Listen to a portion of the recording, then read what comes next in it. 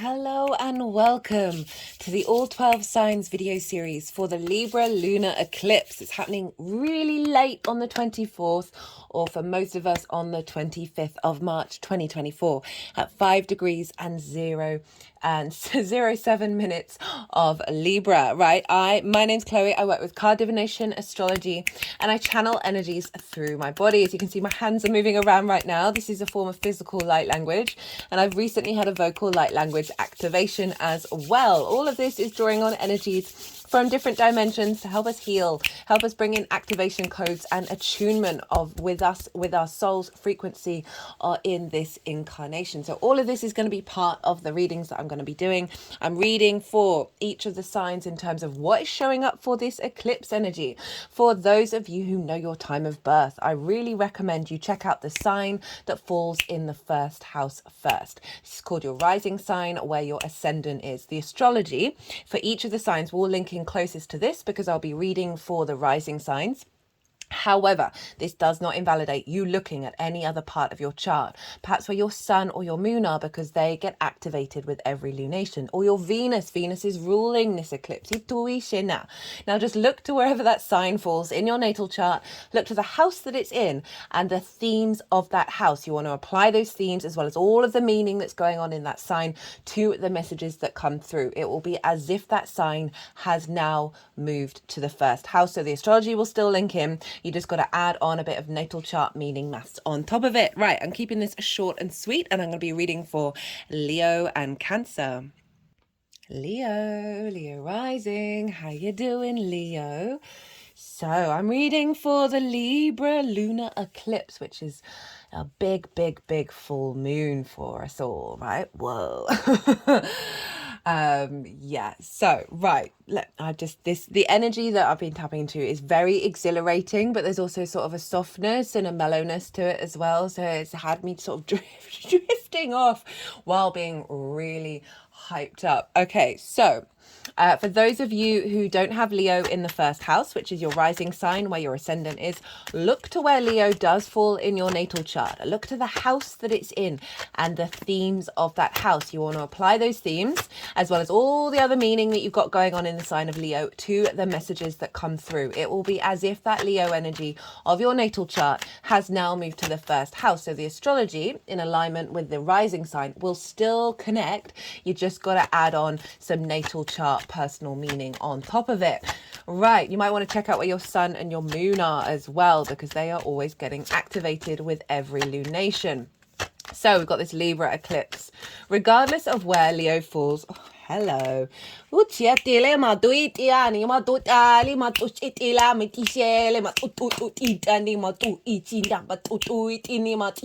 the moon's card. For those of you who are new, who didn't catch the introduction, I channel energies through my body. They were coming through quite strongly with the High Priestess. I am feeling such a wave of, again, it's that exhilaration, but there's a calmness in the middle of it. Really enjoying that one. Oh, what was I even saying? Right, so I channel energies through my body. That's what's coming through now from multidimensional spheres.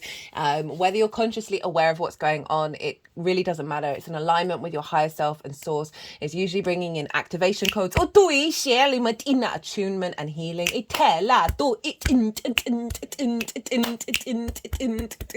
I mean, that is pretty powerful, Leo, with the Empress there as well. That is Venus, and Venus rules Libra.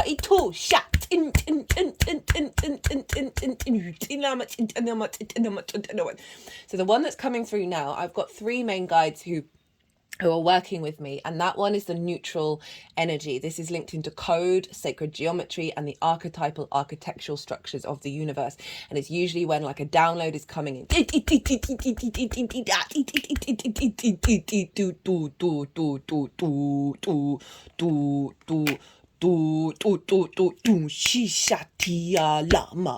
This one's the masculine yang energy, which is all about earth manifestation and protection.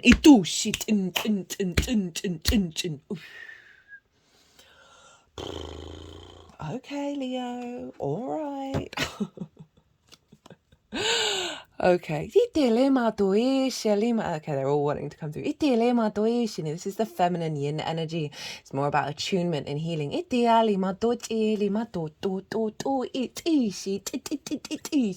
like to work together because we have the masculine, feminine, and neutral within us. And the more we understand and integrate that, the more that we're at peace with our existence. Right, okay, Leo. What was I even talking about? Yeah, regardless of whether Leo is your rising sign or not, Leo and Libra sextile one another. That's where the moon is. And Leo and Aries trine one another. These are harmonious aspects. These are, so the sextile to your ascendant, actually, no, sorry, scrap the ascendant bit. The sextile to your Leo energy, wherever it is, ruled by Venus. This is about creativity, this is about connection, harmony, love, appreciation, value, grace, creativity, brainstorming, easy flowing energy. There's a sense of connection and harmonizing. You're both yang energies. Air and fire is yang energy, so you've got something in common, but you're coming at it from different angles, so that's where you get to play. So that is wherever Leo's showing up, this moon, this eclipse, is making harmonious aspects to your Leo energy. The sun over in Aries, fellow fire sign, that's a trine. That's ruled by Jupiter, who's also a benefic planet. And this is about wisdom, elevation, a bringing together of parts. A sense of knowing and faith and confidence. And from that, the flow, the opportunities and the abundance come through.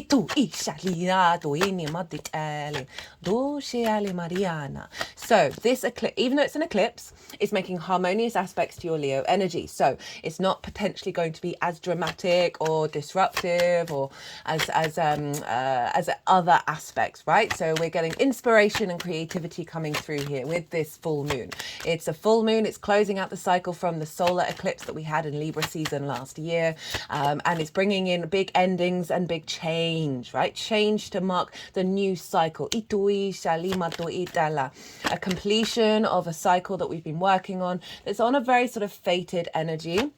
Right, so this is when the sun and the moon are both vertically and horizontally in alignment with one another, right? So often it's usually just one of them, but this is whenever eclipses is when they are in union, they're forming the cross. Now, the cross is a very significant shape that is being obviously predominantly used in a lot of religions. And this is because it's the heart and the mind in union through action.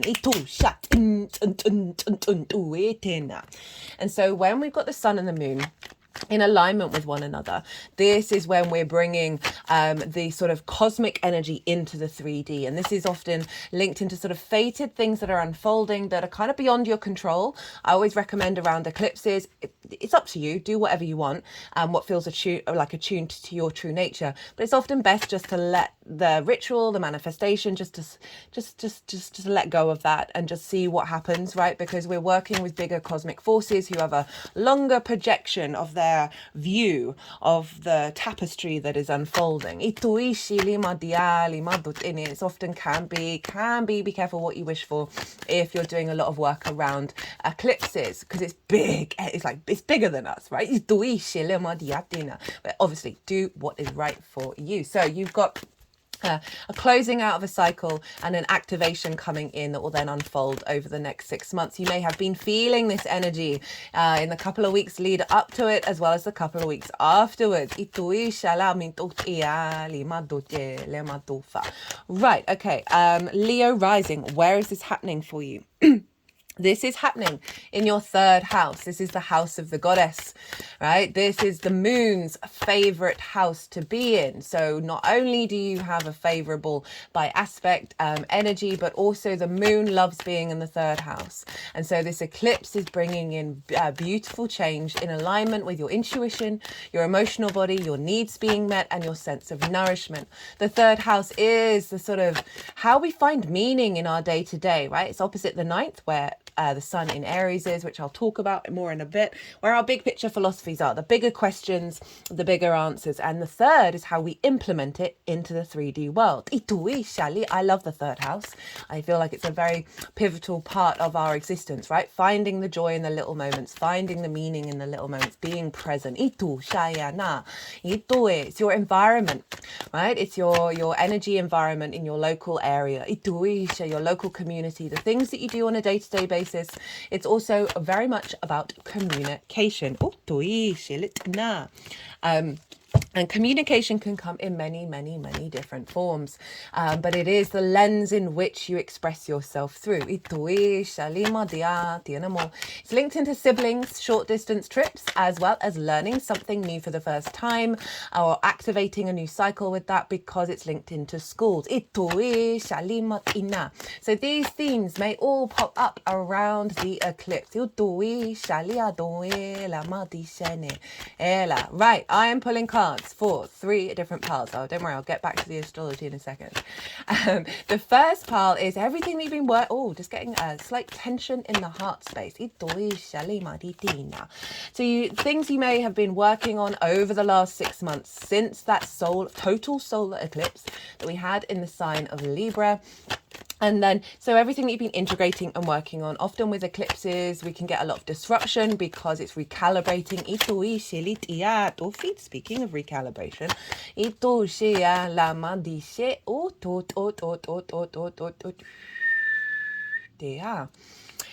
that a lot of things may be bubbling up. So the first part is what you've been integrating, what you've been working on, what's being completed.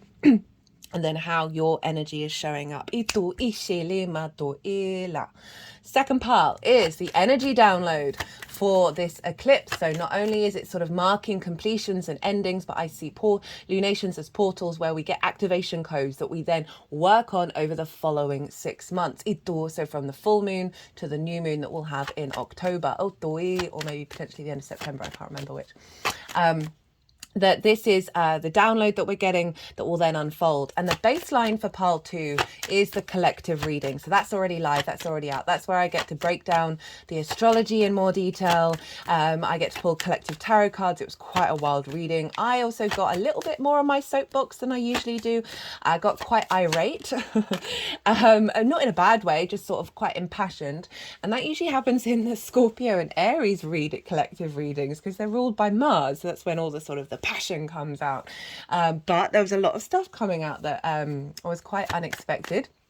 So I love those readings. It's where I get to, talk a bit more broadly about certain topics, about what's going on in the world and all of that. And so the baseline for that is the tarot reading, is the collective reading of the astrology. And pile 2 will be how it relates to your to the Leo area of your chart. I do apologize. I have been blaming it on Mercury being in shadow, that there's been a slight disconnect in my communication. Not all the time, but we are where we are. So the third pile is how all this energy is manifesting moving forward. So how it's going to unfold and what's sort of showing up. So those are the 3 piles in relationship to this eclipse in the sign of Libra. Let's go back to the 3rd house. So you may have been working on refinement in the way that you communicate. The South nodes there. I've done a nodal transit series with Aries and Libra. It's in its own playlist.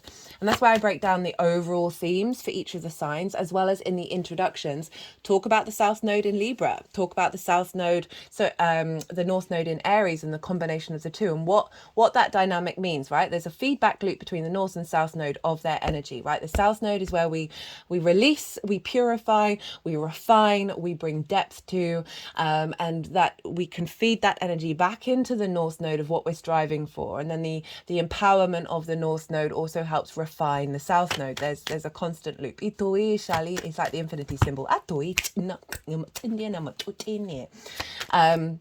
So South node in the 3rd house can see you recalibrating how you find meaning on a day-to-day basis, right? How you have been instigating things in your environment, in your local community. This can be Again, releasing old patterns of communication. They're just clicking around the throat chakra. We also got that for the oracle cards, which are all on the table here, which I'll be doing a separate oracle card reading. Very empowering what's coming through. We've had a lot of throat chakra work come up over the last couple of transits, particularly in the spring equinox. And I really love that we've got this Libra moon happening just after that, right? Because Libra is the justice card, balance. The spring equinox is equal day, equal night, and in the northern hemisphere, this is when we're activating into manifestation. It's a great time to launch things. Speaking of launching, I launched my website, which is in the description box, where I outline, what's available, the different prices and all of that. So go check that out if you'd like a personal reading. I had a lot of fun playing with AI art with that one. It took me about a year and a half. I mean, it took me a year and a half to get around to it. It took me about 3 days, but stop talking about yourself, Chloe. I'm feeling very strange with this eclipse energy. It's playful, it's vulnerable and playful, all at the same time. Okay, so what was I saying? Yeah, refinement of the way that you communicate, releasing of old contracts in the way that you express yourself, a liberation of your communication, navigating old ways of meaning or lack thereof and recalibrating new ones. You may have started learning something new that was really important to you, and you may find a completion of a lot of this energy show up around the Libra eclipse. This may be, again, a celebration of all the work that you've done, an ending of particular cycles, that's then going to be activating a new cycle. You may find yourself going on a short distance trip around this full moon, or it could be what I'm really just feeling is clearing out a lot of clutter. And that's allowing you to really speak from a very authentic place and find meaning from a very authentic place, and act again. You may have been working on your intuition over the last 6 months in the way that you communicate and understand it. And then a completion around that. Especially, I just really remembered about the High Priestess coming out. Now let's get into the astrology. So the sun and the moon aren't making that many aspects. The only major aspect to a planet they are making is Pluto. So Pluto's over in the sign of Aquarius and is trining the moon and sextiling the sun. So you've got a reversal of what's happening to your Leo energy. So we've got this opposition and then trines and sextiles. It's a really supportive energy showing up. And so Pluto's in your 7th house of one-to-one relationships, right? Intimate, important relationships. This can be business partners, one-to-one clients, intimate friends, long-term romantic relationships, as well as your relationship with Source. And so it's harmonizing the power and transformative magnetism of Pluto is harmonizing your ability to connect to Source and express it. Of bringing towards you the other individuals that are facilitating this new sense of confidence in the way that you communicate and what you have to share. People in your life that facilitate the accentuation of the meaning that you find on a day-to-day basis. They like that one. And is doing so by there's an element of also wisdom that you share with others because of the alignment with the sun over in the 9th house. Now let's go back to the 9th house and the sun before we then go back to Pluto again. The sun in the 9th is again, the sun in the 9th is its favorite house to be in. So you've got the 2 luminaries in their favorite places.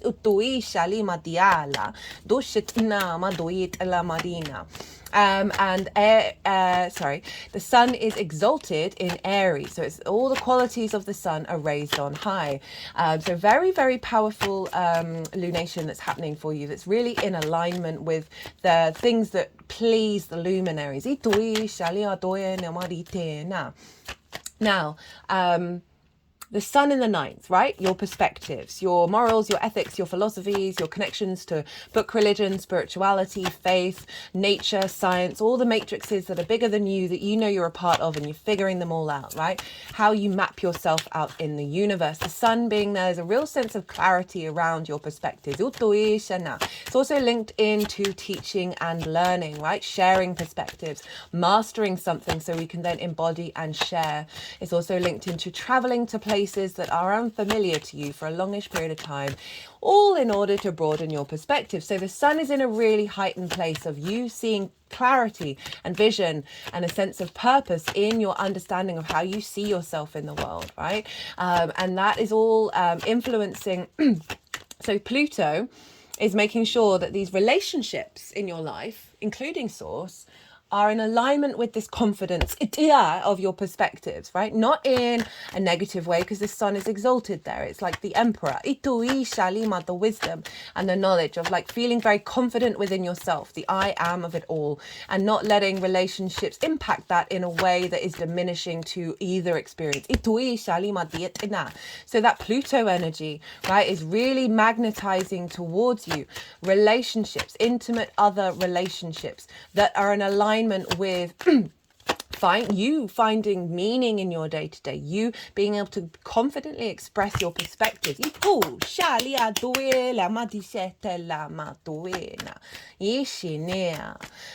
there's some real powerhouse energy showing up here. Now let's talk about the rulership, okay? Because that's really the only major aspect. Neptune's very close to the sun and close to opposing the moon. So we've got some high-end source energy feeding. Feeding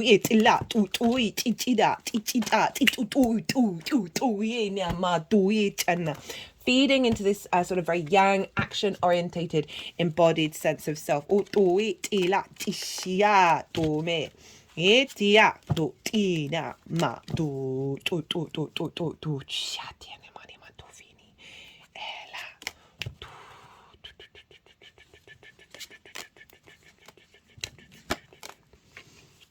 Whoa, okay, Leo. Ishana ile.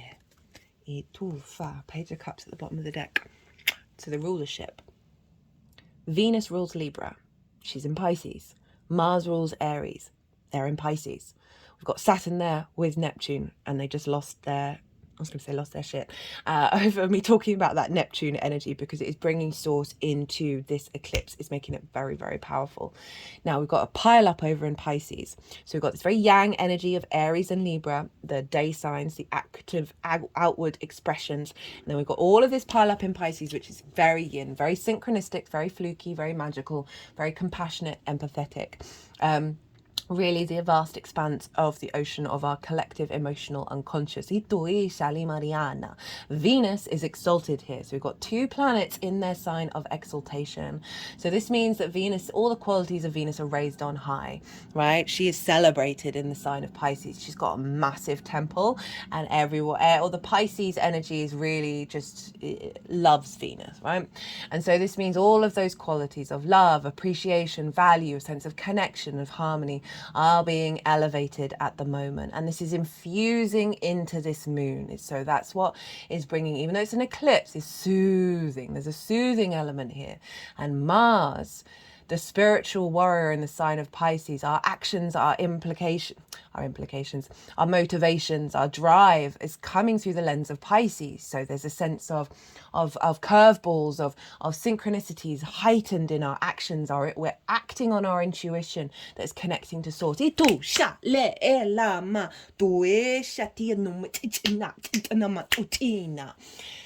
Now, so they're influencing the luminaries, and Saturn is there, and Saturn is giving structure, is giving maturity, a sense of commitment of our legacy. Helping us break out of not understanding cause and effect, and what implications that has on the collective unconscious. If we ignore that,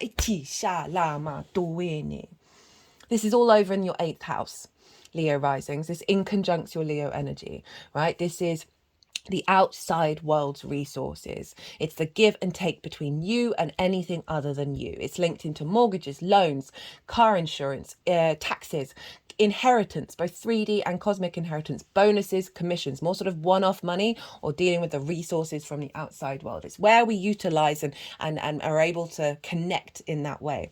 And as I said, it's the exchange and give and receive between anything other than yourself. Time, money, things, energy, intimacy, both on the 3D and the multi-dimensional layers with source. It's a very magical house. So you've got to pile up over in Pisces that is influencing your perspective, the sun, of how you see yourself in the universe and the way that you express yourself and find meaning, right? And communicate. Okay. So this is on one hand, clearing out old dynamics around scarcity, about not receiving things from the outside world, not being able to utilize the outside world, relationship dynamics that are codependent or draining, all of that. And what I'm really feeling is it's a clear out of a lot of this may have diminished your perspective of who you are and therefore influenced and brought discord into your throat chakra. We are soothing, there's a balm here. There's also a powerful activation around the resources that you can utilize in the way that you understand yourself in the world from source, understanding your true nature, your divinity, your sovereignty, and you being able to communicate stronger with source and bring in more resources from source via the way that you communicate, and therefore enriching the meaning in your life. And all of this is being influenced not only by Aquarius and Pluto, but Jupiter, because Jupiter rules Pisces and therefore is influencing the rulers of this moon.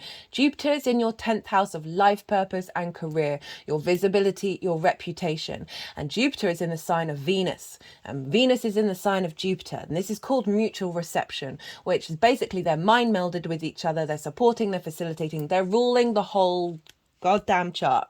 And these are the two benefics. They really want to help us out. They want to give us hugs. They want to give us carrots rather than sticks, right? It's an easy flowing, supportive energy. I mean, all the energy is supportive. It just comes in different frequencies. So Jupiter, your life purpose, your visibility, your reputation, your career doesn't have to be life purpose, but it can facilitate it. Is being in harmonious energy with the outside world's resources, right? So this may be connecting away from scarcity and activating a connection with the resources from the outside world that helps facilitate your career, helps facilitate your life purpose, more visibility from the outside world in what it is that you do, and the way that you express yourself, right? Communication is in all things. It's not just talking. And again, what I was kind of saying about Pluto magnetizing the other, right? Clients. This could be clients. Maybe you need a business partner, and this is coming through from the 8th house via Pluto. Relationship dynamics that support your life purpose and co-collaborate. A sharing of resources, a lovely feedback loop, which is raising up the frequency of your environment. Right, okay, Leo, that was quite wild.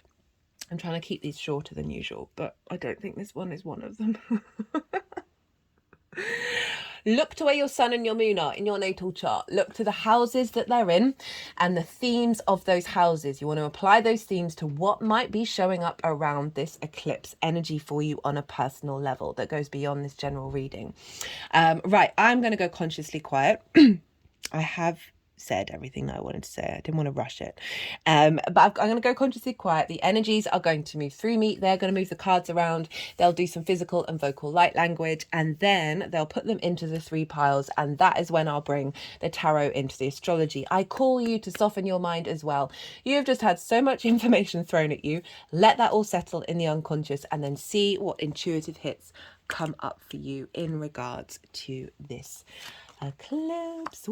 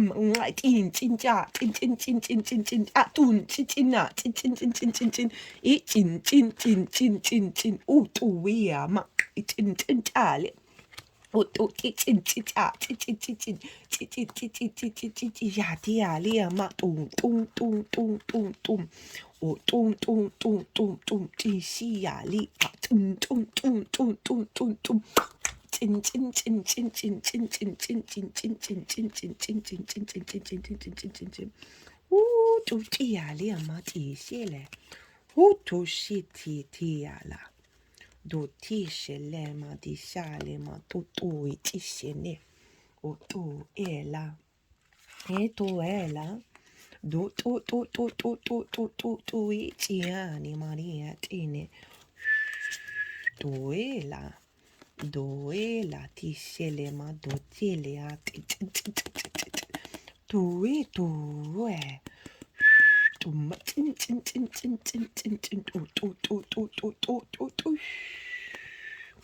Due la Maria, Otto Siene, Otto Ele, e la tisi a tu fitina, a tu shitina, tu shila metisala,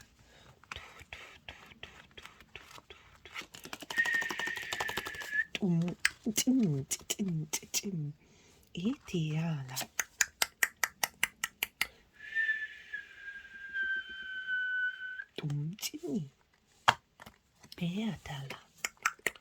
Right? Leo. Mariana. What have we got here?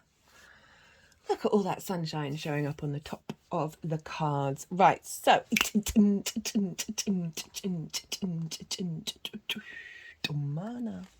so this is from the Libra solar eclipse that we had in Libra season last year. This is everything that you've been working on, integrating what's being completed, and then the energy of you for this eclipse. We got the Nine of Swords, the Ten of Swords with the Devil card, and the Temperance card with the Knight of Pentacles. This all feels like this is what you've been working on. This is what you've been clearing out. And this is what's sort of coming to the end of the road.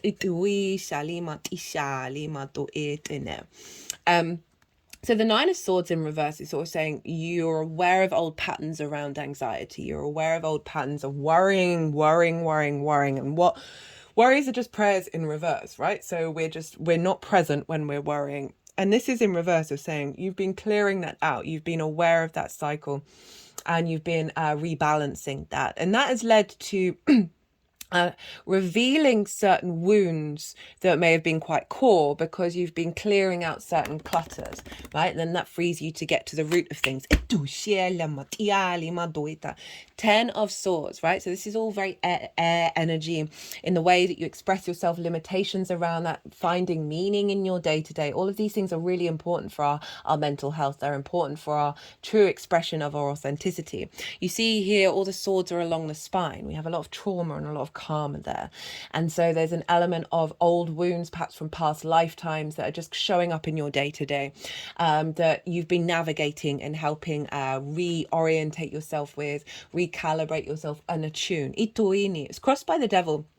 Now, this is I'm getting both of the ways that I read, the most common ways that I read this with this card, because the Devil is Capricorn, and this is about you putting in the hard work. Now you've got Capricorn in the 6th house of how you work, of putting in the work to navigate this and work through that.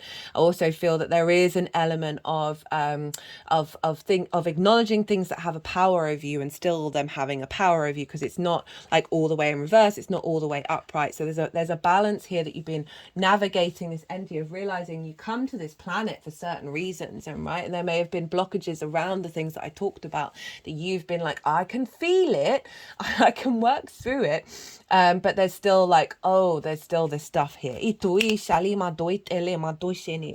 But you got to the Temperance card. So the Temperance is Sagittarius. This is all about alchemy of self, right? Of working together of all the parts. Right? They're turning that upside down. But through the act of tempering, the act of sort of figuring out each little thing and refining it and bringing it all together. You see here the water is going upright into the cup. This references going beyond your old triggers, going beyond your old cycles and bringing in the magic of bringing your angelic self through the refinement into the 3D. So none of this feels very heavy at all. It just feels that there's an awareness and then an implication in the practice, right? And again, that's reconfirmed by the Knight of Pentacles, because the Knight of Pentacles is like, I know I'm going to get where I need to go. I don't need to rush it. And here, you see here, they've plowed the land, and now it's for the seeds to be planted into the new landscape, into the new vessel. I just had some energy release.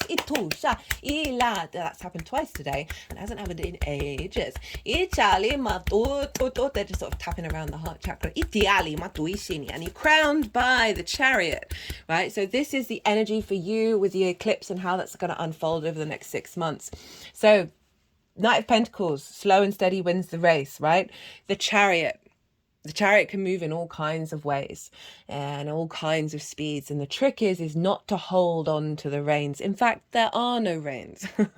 And the Chariot is all about the amalgamation of the hero's journey, the fool's journey, and that they've all from every card that they've met, every being that they've met on their journey, they've learned something very valuable. And the Chariot is about the implementation of that, right? We've got the Lingam and the Yoni in spirit representing the lovers. We've got the Magician's baton.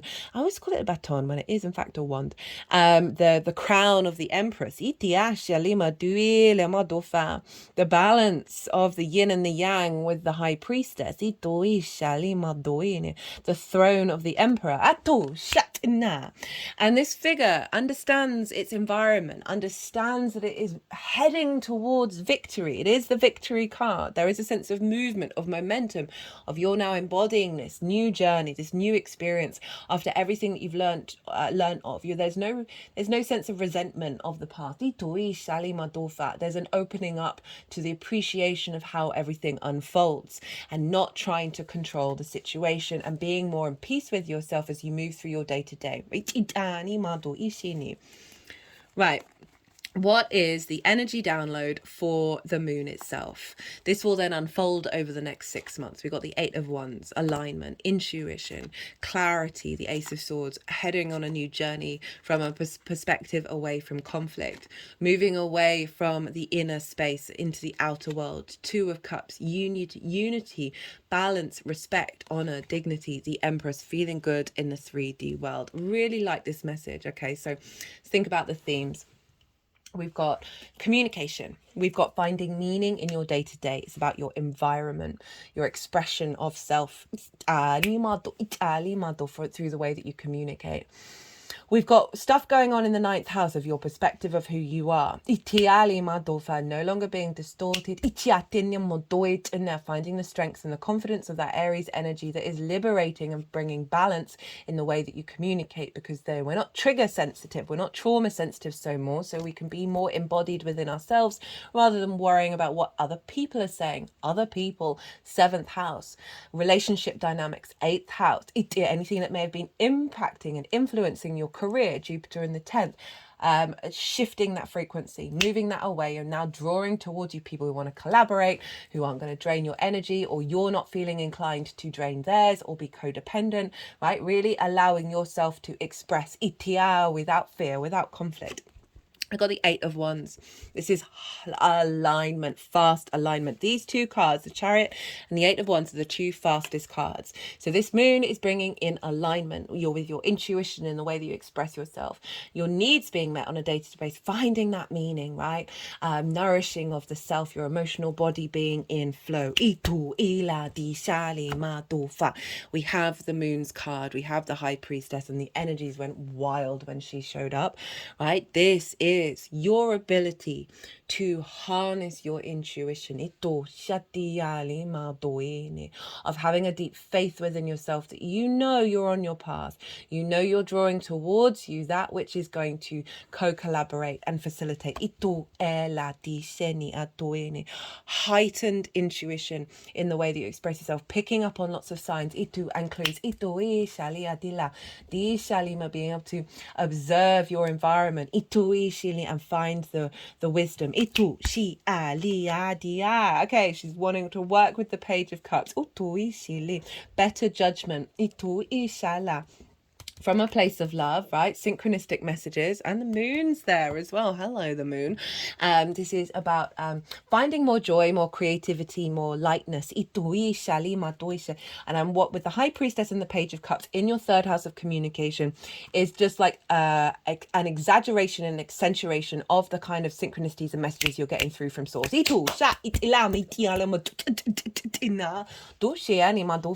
You're then going to be able to then enrich your life with. Got the Ace of Swords. This is the clarity of what you're picking up on. That can also be your intuitive instincts around people as well. If we think about Jupiter over in the 10th of your life purpose, of you finding the clarity and the intuition on a day-to-day basis to take the steps to facilitate and expand and bring that into being. So rather than the sense of confusion you may have had around your intuition, there's a real activation here of clarity. The Fool. You're starting on a new journey. You're embodying open-heartedness, a sense of wonder, a sense of awe, and you're heading into this new landscape with this heightened energy of intuition and clarity. And also, again, what I was sort of saying about refining and working through difficult energy, this then clears so much space for us to be liberated. Just Uranus saying you didn't talk about me in the collective reading because Uranus is making is influencing Venus, right? And Jupiter, of like all of this ease and grace that's coming through is liberating us fully. We've got the Seven of Swords. I'm so sorry, Uranus, I did forget. We got the Seven of Swords, and this is I don't know why this card gets a bad rep. Look at the swords that it's carrying away. It's carrying away the Five of Swords. Right, so it's stealing away conflict. It's stealing away in out of balance hierarchical systems. The bully, the victim, and the cycles that those are in. It is bringing peace. And right, we've got the Two of Swords here, which is the moon in Libra, and this is about being able to tap into your inner third eye. But overall, there's a sense of peace. There's a sense of a new way of thinking coming through, and you navigating your new landscape from a very lightened place. So your day-to-day, your environmental energy, there is something here that is like the conflicts really being refined out of it. And also a new way of communicating that is based on your soul's frequency. As I said, there's a lot of throat chakra stuff going on at the moment. And there's a real sense of us finding a way of navigating, communicating, being kind, not necessarily being nice. I brought this up in the collective reading, but I didn't really focus on it too much. Nice, we can be like, we can make sure that someone feels okay, right? When in fact, what they might need to hear is some truth. Right, rather than sort of softening and like the over mother protection energy, sometimes kind is just being like, hey, you're doing a thing that I don't think you're observing that you're doing, and I don't think it's making you happy. That kind of thing, right? Rather than being like, you're being a dick. There's ways of saying it. I've been swearing a lot. Sun is in Aries. Four of Swords in reverse. So this is being held by something bigger than you. This figure is in a church, okay? And finding the truth, finding the Ace of Swords, which you have, contemplating the Three of Swords. You've got the Three of Swords showing up later on in the reading, of finding peace, knowing that you can meditate, be still, receive divine inspiration, but it is a period of rest. It's in reverse. And this came up in the Scorpio reading for the spring equinox, and I had never read it this way before, and it's like you're taking that sense of serenity that you're being held and that you are at rest and you're at peace, and this is now being activated into the world.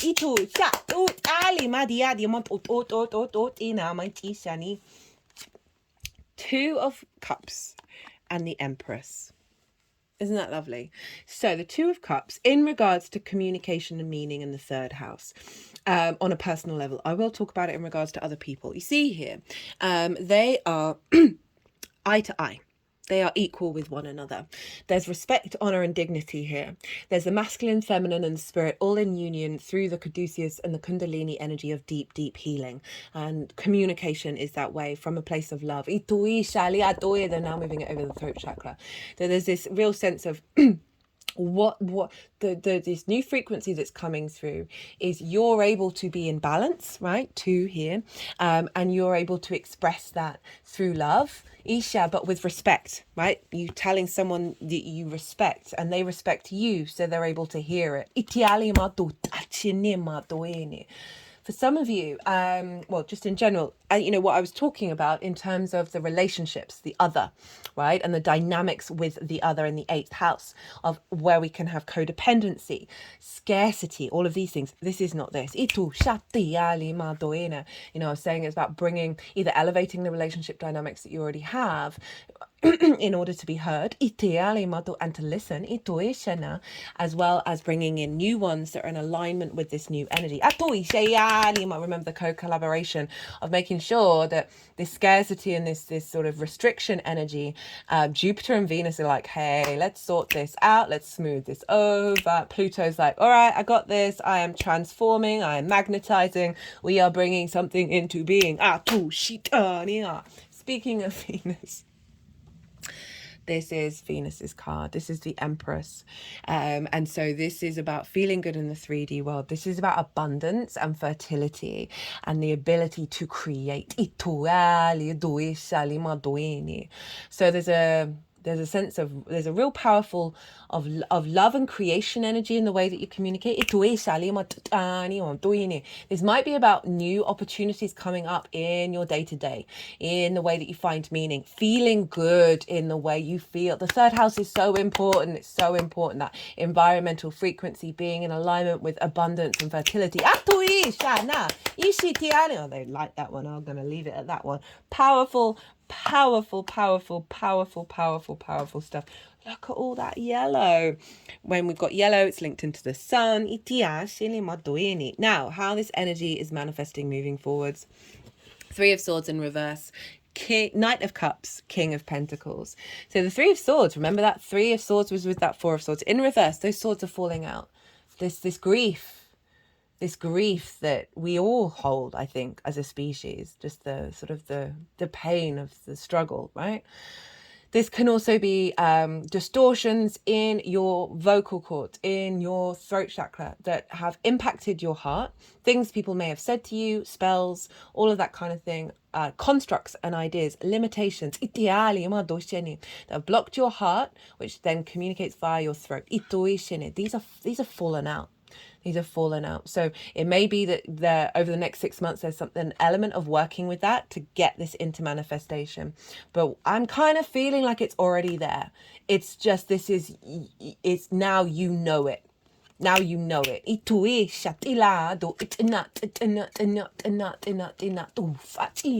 just put it over the heart chakra. Because so often it's there, it's gone, but we take a little while to catch up.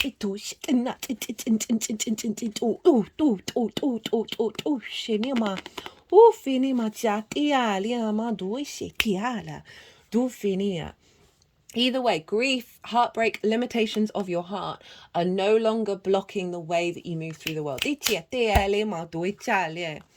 we've got the Knight of Cups, and this is you moving through your day-to-day, moving through your environment, feeling good, right? The Knight of Cups is the true romantic. Doesn't just have to be about like romance with another person. This is you moving through the world with flow, right? Knights embody the action. You've gone from the Knight of Pentacles, which is putting in the hard work, taking your time, and now there's a sense of, oh, there's a lightness, there's an ease, there's a flow, there's through the intuition, through through the creativity, the imagination, the love. This is how you're connecting as you move through your day to day. That's beautiful. It's really beautiful. And also it's the embodiment of the high priestess. In your actions. I said like the intuitive actions around who you're drawn to, what you're doing every day in terms of your career. Far away from heartbreak, far away from grief. And it's bringing in the Ten of Pentacles, which is this power, this strength in the solidity in the 3D of abundance, of you taking actions that serve that abundance, that bring in that abundance. You know, we've got all those grapes that represents the harvest, right? And the kings take action. They are very confident and sovereign in their being. And so there's a real sense of authority in how you communicate. Perhaps in the way that you express and the things that you've got to say bring about abundance. And bring you abundance. Just feeling very confident in your environment, confidence in your local community, and being viewed in this way. Right, Leo. Ooh, okay. I was good with the other reading. I got them down to 40 minutes, and usually I'm about an hour, and I'm nearly about an hour with you. Right, let's get some qualifiers for my lovely Leo.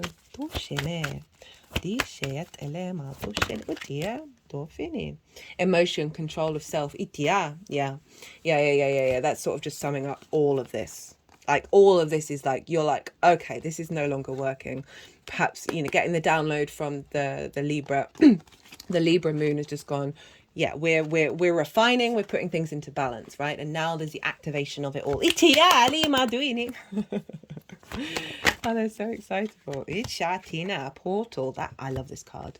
I always feel like I'm disappearing into something with that. Ishi passageways. They're now moving it around my head.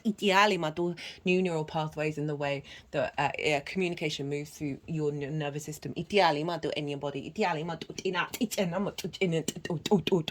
about the heart and doing some healing there. Di shale Maria la madoe la madishatele matufa they narrow the throat chakra. Itu shetele madiani amadu itilami tishali matu tu. Whooshy, right. So this is definitely a big portal. Itiali mother is being activated for your Leo. Right, final card. Source, love, and light.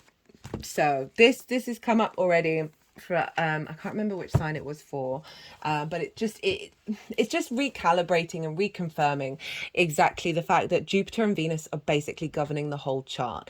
That in fact they are, and there's this yin soft energy. There's a sense of love. There's a sense of wisdom that when we move with this energy, we clear. I can't stress enough. We clear so much clutter within ourselves.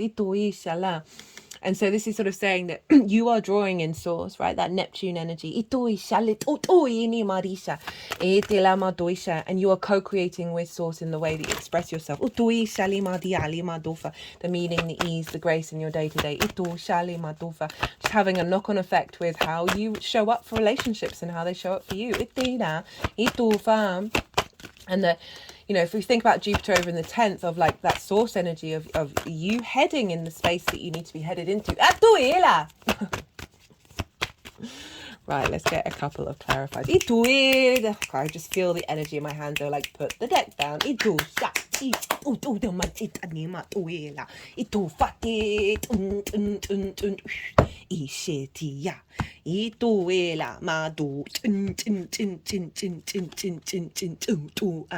Personal growth to your true nature. Really feel like that's getting activated. Having pride in yourself, Leo. Having pride in who you are and what you've been doing and what you've been working on. Final card, spiritual career. So that's tying back into what I was saying about Jupiter. This can be anything. It's just about you having deep meaning connected to it being fulfilling and energizing. Right, Leo, I'm gonna cut this short because I have a feeling the energies really want to just do a whole big shamanic thing. And I do try and keep that on. I keep trying, yeah, you know what I'm trying to say. I try and minimize that just because I'm aware that's not, yeah. Oh my goodness, I'm just saying absolute nonsense, but I'm also not. Right,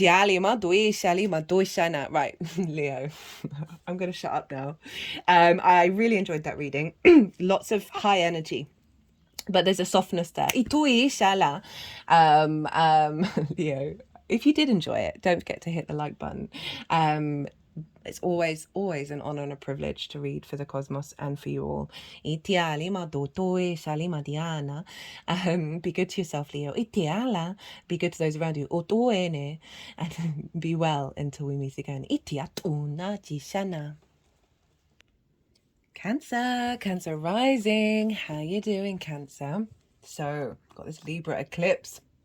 Now, regardless of whether Cancer is your rising sign, your Cancer energy, wherever that falls in your chart, is this eclipse is squaring it. A square is an aspect of Mars. Mars can bring about conflict, drama, and frustration. It's definitely a part of its repertoire, but all of this is in order for us to recalibrate, right? The most powerful part of that Mars square is Mars represents motivation, drive, and action. This is about building, manifesting in the 3D realm. It is big manifestation energy. And so got a very powerful eclipse happening for you, Cancer. So regardless of whether Cancer is your rising sign or not, you want to look to, sorry, that's not how I say it properly. Goodness me. I don't want to blame it on the fact that Mercury's in shadow, but I'm doing that, right? Ever since it happened, I'm just I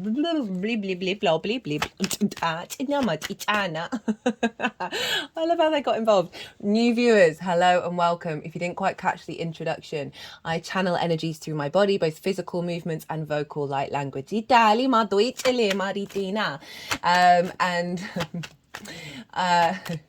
because this is eclipse energy as well, that regardless of whether you know what's going on with all of that, right, whether you're consciously aware of it, right, a lot of the time I'm not, because I'm still interfacing that it is, but I do know deep within me that there is energies and guides working with your higher self, with source, to bring an attunement and alignment and activation code. They've been quite forthright so far for all of the readings, and I'm not surprised.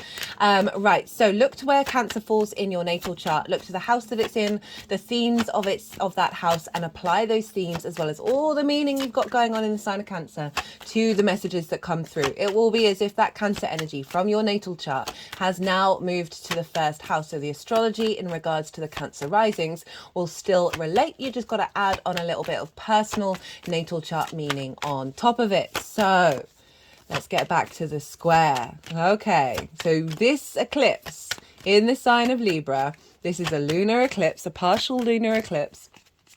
It's a full moon, is in a fellow cardinal sign, right? So cardinal signs mark the pivot points of the year. Cancer, you are the summer solstice here in the northern hemisphere. And then we've got Aries and Libra that mark the equinoxes. We've just had the spring equinox. I've done a transit series on that. You might want to go check that out, because that was obviously squaring your energy. We are entering in the northern hemisphere. We've had equal day and equal night, and now we're entering into yang energy. This is activation and motivation. It's a great time to launch things. Speaking of launching things, I have launched my website finally. It is now in the description box if you want to go check that out, about the kind of services that I provide and the pricing. If you want a personal reading. Now, this is an eclipse. This is big energy. This is when the sun and the moon are both on the horizontal and vertical axis together. So they're at the center point of a cross. And crosses are very powerful symbols because it marks the connection between head and heart through our actions, amongst other things. Obviously, we see it in a fair amount of religions as well as sort of indigenous cultures. The cross is everywhere.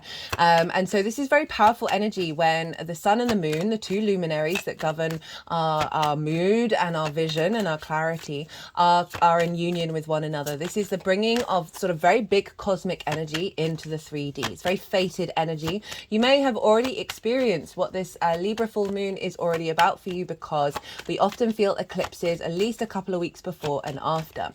And so this is big energy, fated, things that are beyond your control. That are sort of, it is just, I always recommend with eclipses, do what's right for you. If you've worked with eclipse energy before and you feel good about it, go right ahead. But I would say both for this and the next one, which will be in the new moon, that it's sometimes best just to let that eclipse energy just happen and not try and control it, because it can then sort of be careful what you wish for, because you're working with really intense energy, right? Eclipses are one of the first things that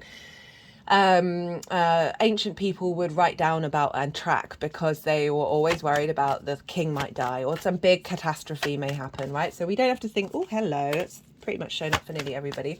Alignment. The eclipses are very powerful energy. So what else was I going to say? Yeah, I've said about that. Right, okay, sorry, I do apologize, Cancer. I am pulling cards for 3 different piles. I'm trying to keep it in the right order so I don't jump all over the place, because I currently am in that kind of mood. So I'm pulling cards for 3 different piles. The first pile is what you've been working on over the last 6 months from that eclipse that we had in Libra season.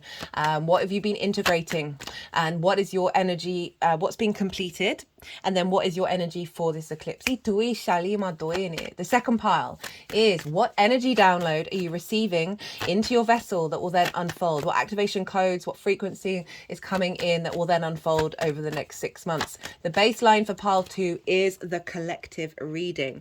That's where I break down the astrology of the exact moment of the eclipse. I do like a collective tarot, channeled messages come through, and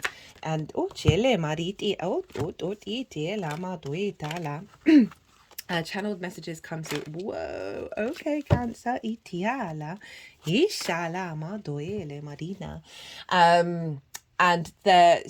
all of that energy is the baseline for pile 2, and then the tarot is how that relates to the Cancer area of your chart. So if you want a deeper understanding, and I'd say for any any Cancer placements really, but like obviously accentuated those of you who have Cancer cardinal rising signs, because these are on the pivot points of your chart, 1st, 4th, 7th and 10th.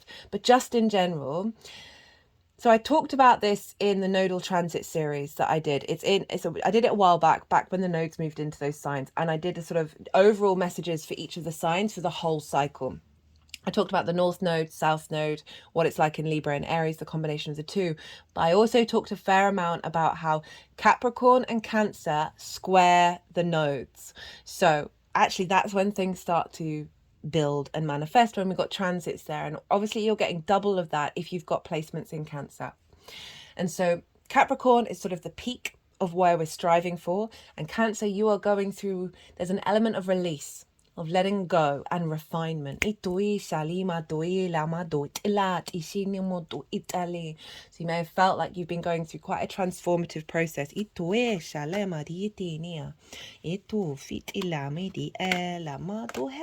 the moon. Okay, so I would go check that out if I were you, just because I talk about it in way more detail. I'm trying to keep these short. I'm not doing so well. Right, where is this happening for you, Cancer? This is happening, Cancer rising, this is happening in your 4th house. This is your roots and your foundations. This is your ancestors, both soul.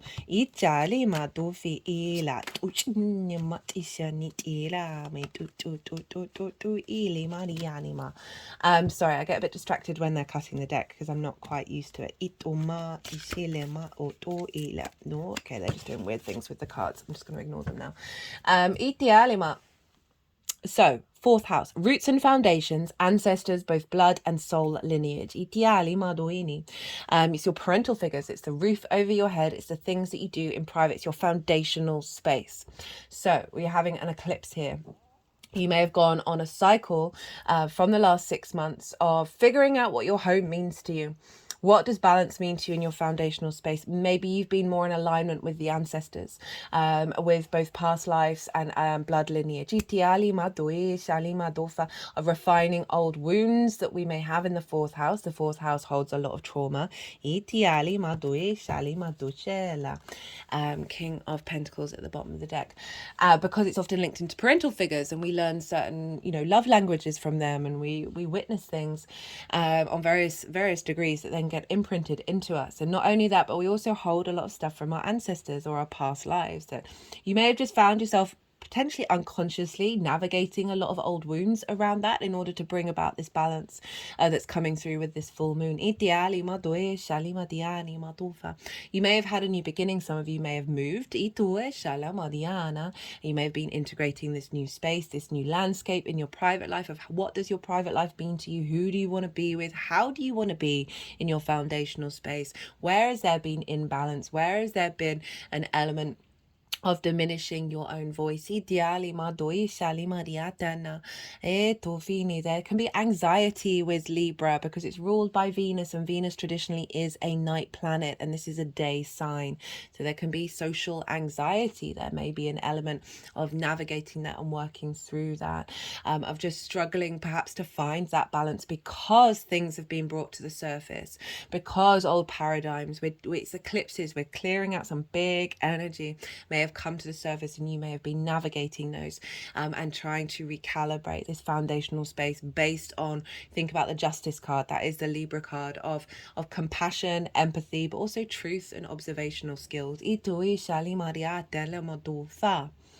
let's get into the astrology. So this is squaring your Cancer rising. Your rising sign is your embodiment of your sun or your moon in your actions and your deeds. It will depend if you've got a day or a night chart. It's your body, it's your appearance, your character. It's often how other people see you because they see that embodiment rather than what's going on behind the scenes. So this is squaring that energy, right? So you are manifesting and bringing into being a new sense of how you embody this balance that's coming in with this eclipse. For some of you, this also could mean endings of where you live and moving to a new place that's actually facilitating your sense of embodiment.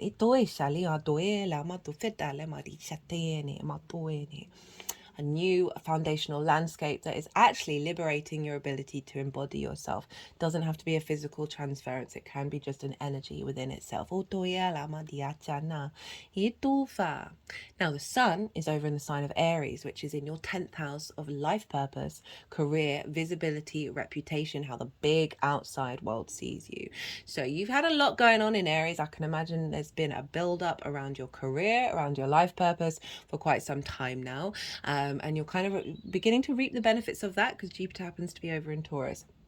Now there's the sun is there, and so there's this real sense of completion energy in the private life that is facilitating the balance between work and life.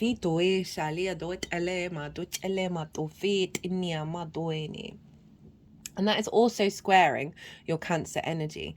And so there's an element of refinement of self here, of releasing of old patterns and old paradigms.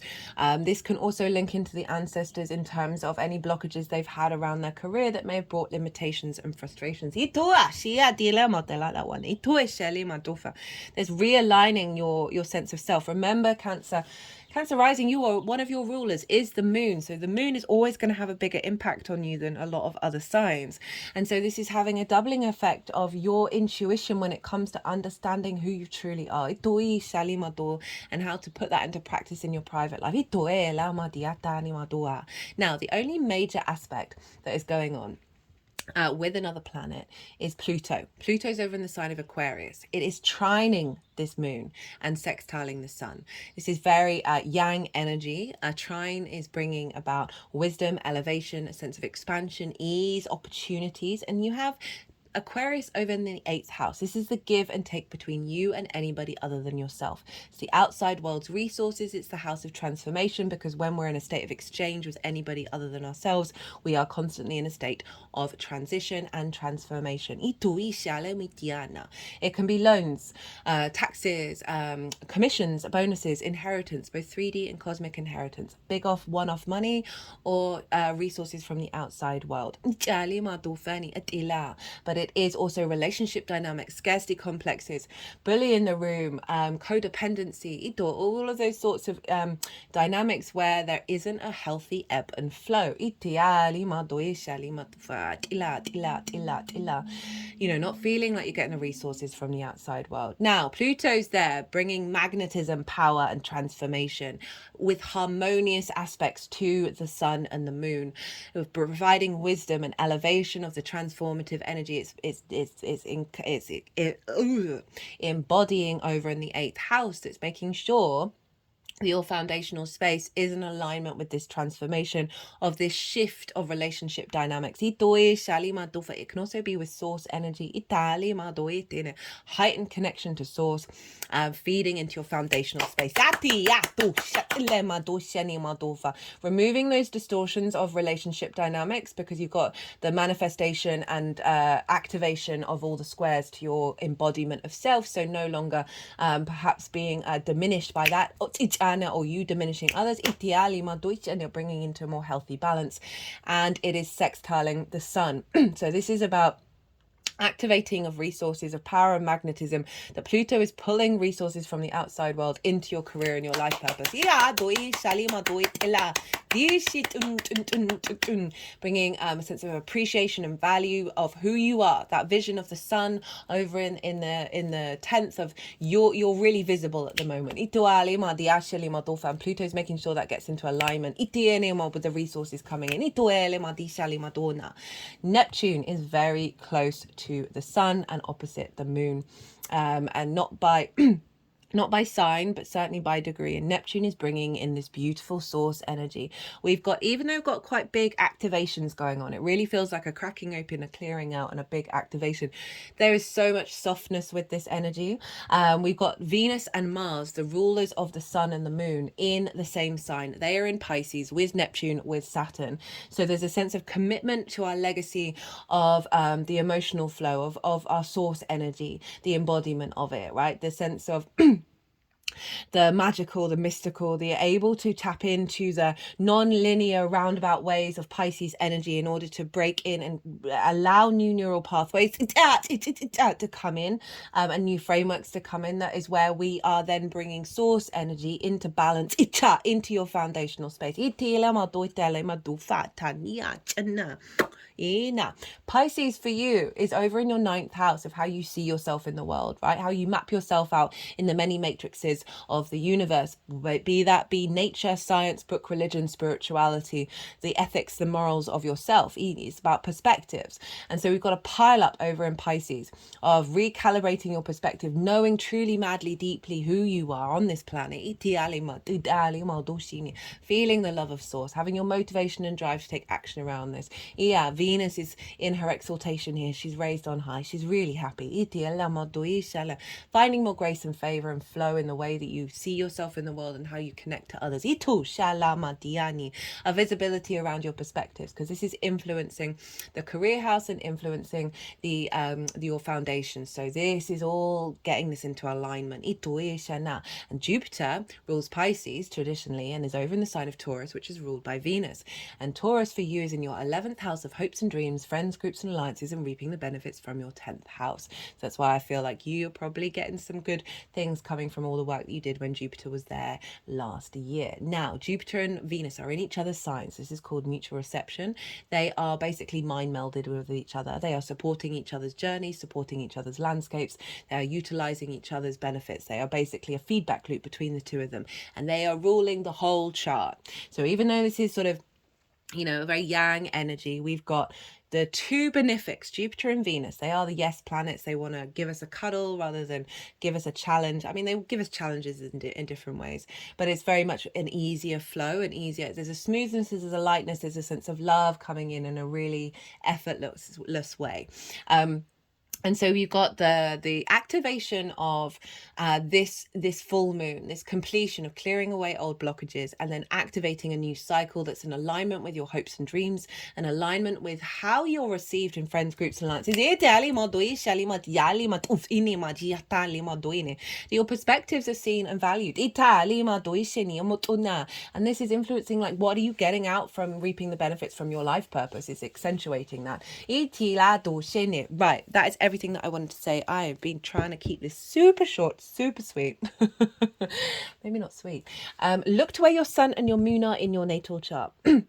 Look to the houses that they're in and the themes of those houses. You might see that those themes crop up in the eclipse energy for you, because they're always involved, and that will add on a personal layer beyond this general reading. Okay, right, I'm gonna go consciously quiet. I just had my eyes closed for ages. That was quite nice, not shuffling because all the cards came out. And the energies are going to move through me. They're going to move the cards around. They're going to do some vocal and physical light language. And then they'll put them into the 3 piles. And that is when I'll bring in the tarot into the astrology. I call you to soften your mind as well. Let that all settle into your unconscious and see what intuitive hits come up while this is all going on. Tina matui shile mariane e tu fitia la doi shile matu to tia chin chin chin chin chin chin chin chin chin chin chin chin chin chin a tu itia li matu shitile matu to ela tisa ela matu tu shiale mariela e tu shiale matu e tu shiala matu e tu itiala e do lima ti lima do lima ti shila do ti shi ti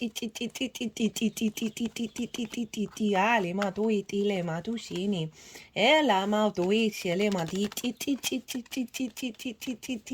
o do lima do shia lima do ti alia o to tia lima to ialia ti sia to ti siala tu sia tele maria lima tu chile ela ela ma dia nia e tu fe la marichela to ele ma to ele ma tu ele maritiana ila di shene o tu itiania o iti do tuini do talena do shiale mariale ma tu tieni e tiene ma tiene o no dicene tiala do chila ma tiele de tutini tiale ma do tiale mariala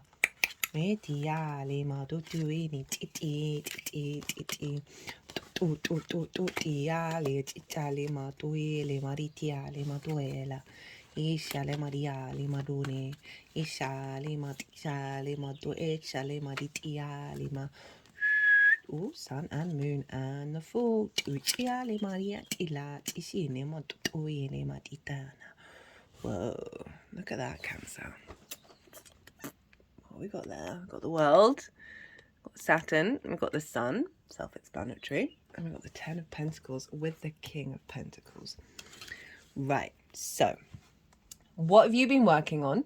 What's been integrated? What's coming to completion? And what is your energy for this eclipse unfolding? Got the 5 of Swords. We've got the 8 of Cups, the Knight of Pentacles, the 9 of Swords in reverse, the 3 of Swords in reverse with the 6 of Swords. We've got 9, 3, 6. That happened in the spring equinox series. Yeah, and go look up Tesla and Nikola Tesla, not the electric car. 369. On all swords as well. We got a fair amount of swords, but the desire to move through this. Okay, so you've been working through conflict.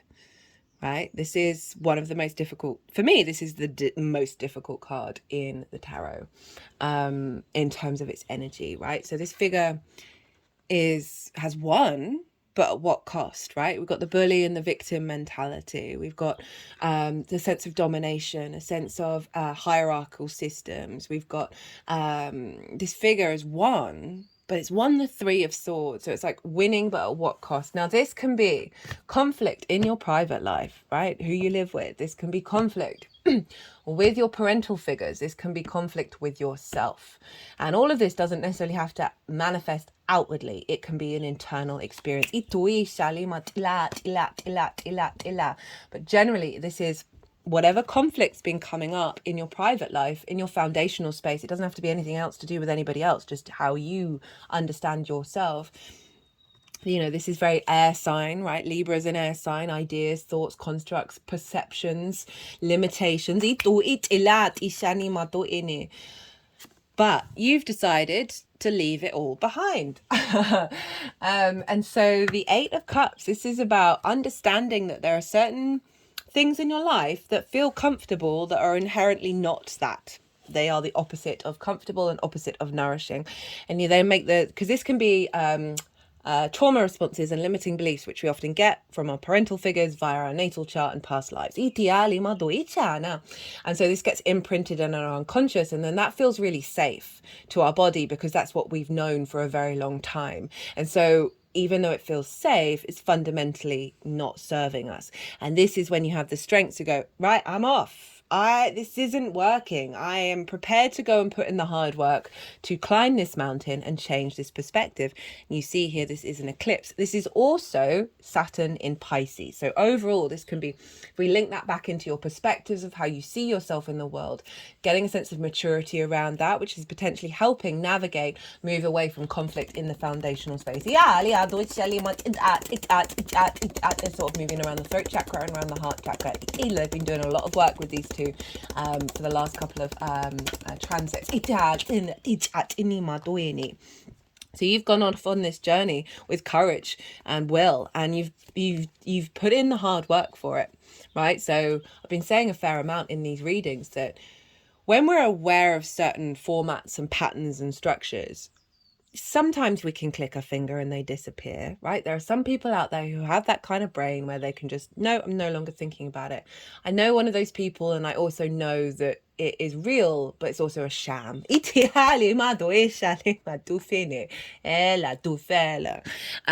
I can see ripples within that person that is clearly showing they haven't gotten over it or they haven't moved past it, right? So these things take practice, right? The Knight of Pentacles is like very committed with wisdom and strength to take your time integrating this new frequency of moving away from conflict. And putting in the hard work and putting in the effort. And the other side of this, we get is the Nine of Swords in reverse, the Three of Swords with the Six of Swords, 3, 9, 6. 369 even with the World, right? So this is, you've been putting in the work and you're clearing out anxiety, right? So often when there's conflict, whether it's real or not, we then can lose sleep over it. We can go into anxiety. And so this is in reverse. So this is saying this is being cleared out, right? So this is what's being completed with this eclipse, right? So this is what you've been working on. This is what's being completed. Three of Swords in reverse. Those swords are falling out. That heartbreak that is won by the Five of Swords, by that conflict, is being released. These ideas, these constructs that are in our being are being cleared out with the Six of Swords. So the Six of Swords is acknowledging that there's a limbo journey, that you're moving into a new landscape, that it's calm. But what I'm feeling with this has happened. This is being completed. Your journey of moving beyond the Five of Swords that you've been aware of for the last 6 months, you've navigated this. What I feel is like you are on the other side. This eclipse is bringing that to the other side.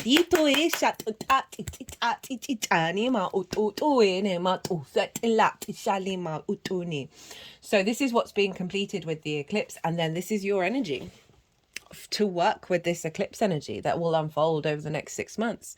This is Saturn. This is know thyself, and the world will open up to you. Traditionally, this used to be a hermaphrodite, because we have the masculine and feminine and spirit within us. But generally, this is like the more that you understand yourself, The more you go into all of the things and then you peel them back and you realize, oh, this doesn't belong to me. This doesn't belong to me. What's truly you root down into the foundational space. And then you're releasing yourself of a lot of limitations and a lot of blocks, a lot of boundaries. You've got to put up those boundaries first to try and figure out whether you truly need them or not. Saturn's all about boundaries. You see this boundary of the wreath.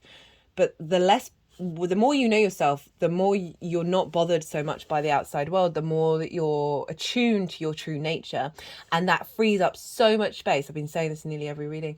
The more that we free up that space, that kata within us, the more we're then co-creating. The more space that we have for things to emerge. So this is how you're showing up. You're mature, you're in control, you know yourself, you're feeling confident within yourself, not necessarily putting up so many restrictions and seeing things open up.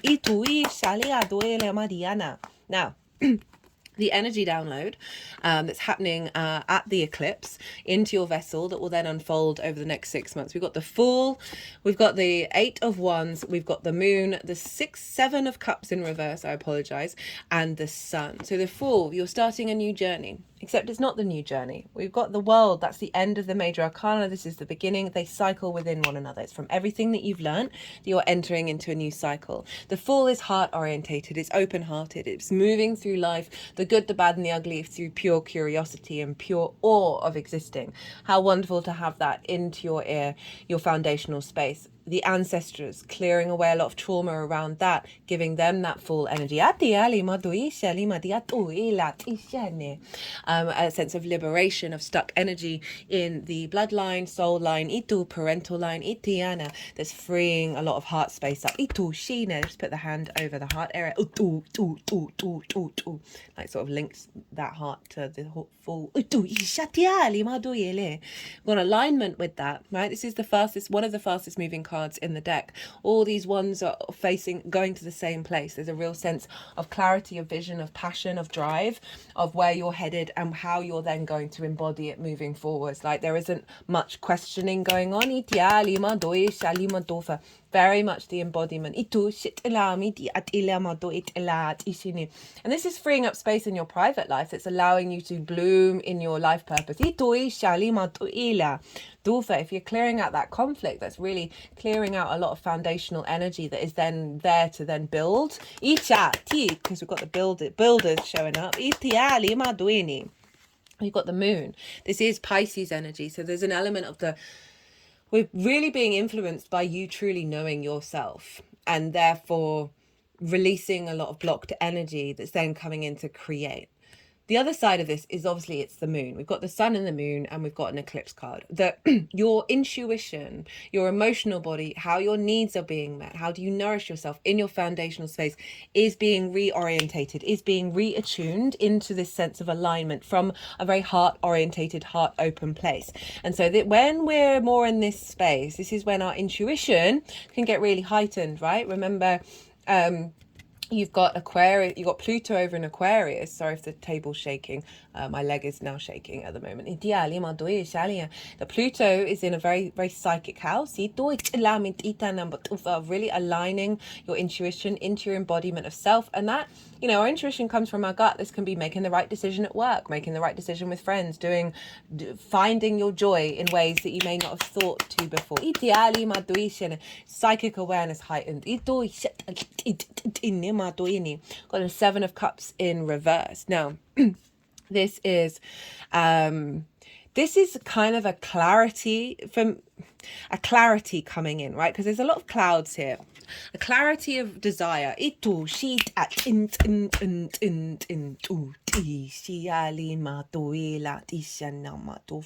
that feels really empowering, and that can manifest in many, many, many different ways. But certainly the sense of in your foundational space, there's now more passion, there's more intuition, and it's solidified and condensed, and it's just strengthening. There's a coming through in that foundational space. I don't normally read that card that way, but that's certainly what's coming through.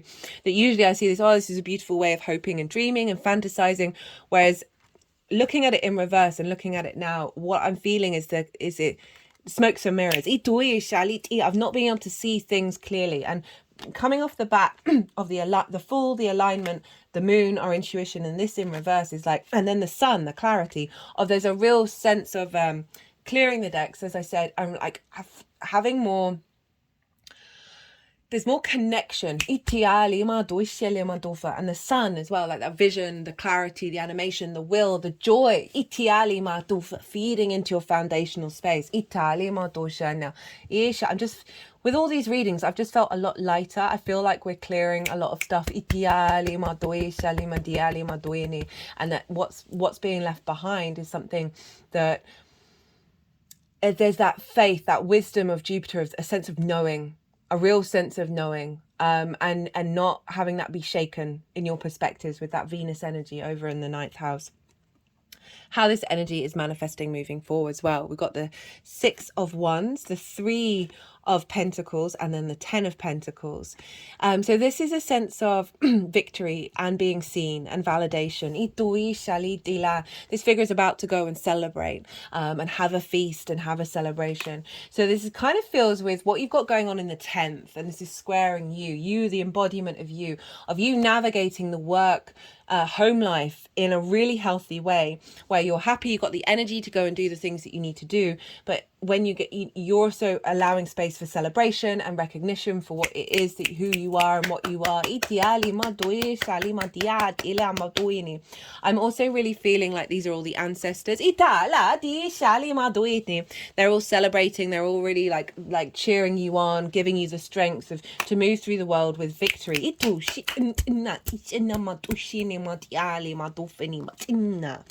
3 of Pentacles, 10 of Pentacles. So this is saying what this eclipse energy is bringing in is a real strong sense of foundation where there's collaboration, right? So rather than that 3 of Swords, the 5 of Swords, we've got the 3 of Pentacles, and this is about collaboration and mastery. This figure knows who they are, knows what they like to do. They do that, and they're not worried about what other people think, right? So there's a real strong sense of mastery of who you are and your foundations. And this is a collaboration. So because of that, you draw things towards you, draw energies. This could be soul family, this could be in the 3D realm, drawing things towards you in order to create something beautiful and long lasting. So there's a sense of, in your home, you are building something beautiful. And there's a frequency of collaboration rather than conflict. It's a far cry from that 5 of Swords. And again, it's that balance of work and life, where you're bringing in a higher perspective of yourself that's more aligned with your soul's frequency, which is meaning that you're not giving away your power. This is like the 3 of Pentacles. I'm always like, that figure is like, I don't care what anybody thinks. I don't really care, in a really, really, really healthy way. It's like, I'm doing what I'm doing, why are you interrupting me? But actually, it is the collaboration. But I really get the power of the strength of that figure, of like, that if we can do that in a healthy way, where we're, they're obviously not blocking off that collaboration, but this real sense of, I am who I am, you are who you are, and we can work together from that place of respect. 10 of Pentacles. This is about long-term legacy. They're in a city, and cities take a long time to build.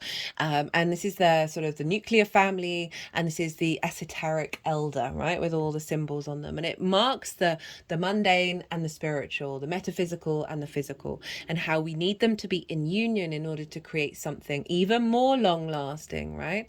And so there's a real sense of what's coming through here is building a real strong foundation with you, with your ancestors, with the people that you live with, that is a part of your legacy. And so this can be about just having a really healthy happy home, right? That private life, or a strong foundation that's going to serve you moving forwards. It's also going to facilitate the rest of your chart, right? We've got the King of Pentacles, confidence, wisdom to bring abundance into the 3D realm.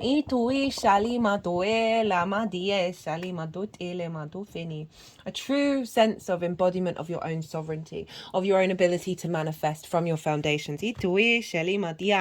Got cut the deck and got code. Puzzles, synchronicities, coincidences. Okay, they're kind of focusing here that you've been going through a puzzle.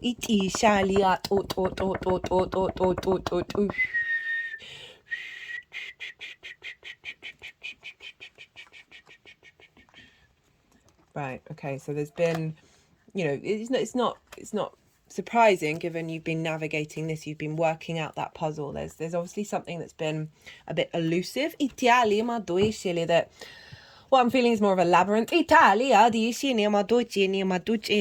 deck and got the sun. So we've got a double, right? Freedom, nature, free-spirited innocence. You've had to go through this in order to get to this. Back to your innocence. That, you know, that Fool card is all about innocence. Right,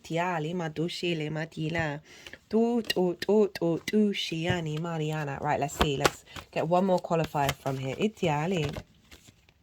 I want the karma and domino effects, but I know that's always down there. So let's get one more further up the line.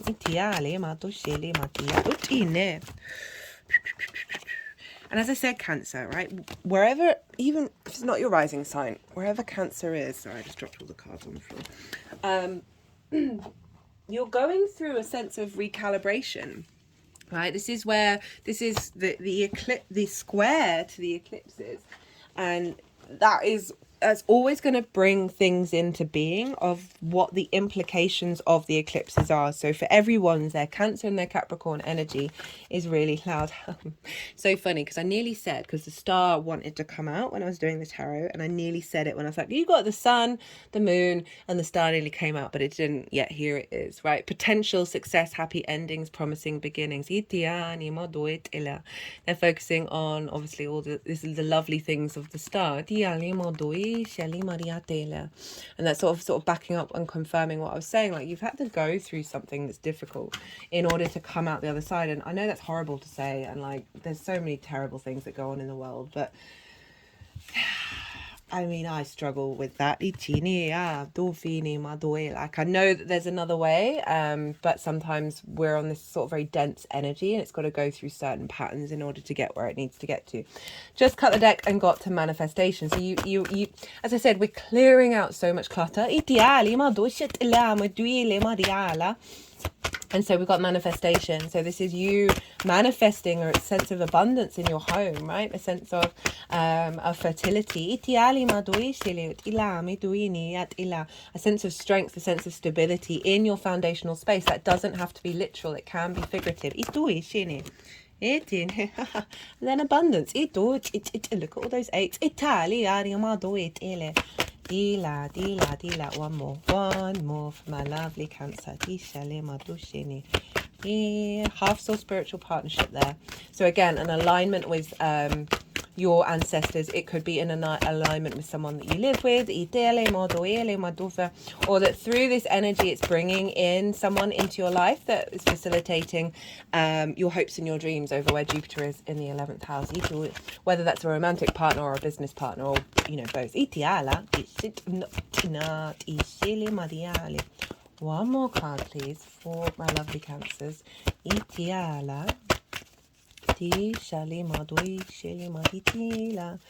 If dramatic things do happen,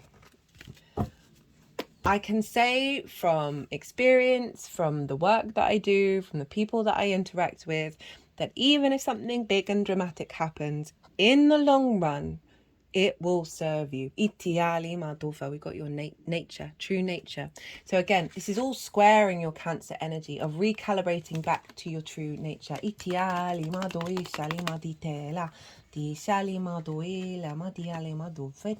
And re-bringing in that abundance. Right. Cancer, I'm going to leave it at that. I hope you enjoy this reading. If you did, don't forget to hit the like button. As always, it's such an honor and a privilege to read for you, to help figure out what's going on in the cosmos. Be good to yourselves, Cancer. Be good to those around you, and most importantly, be well until we meet again.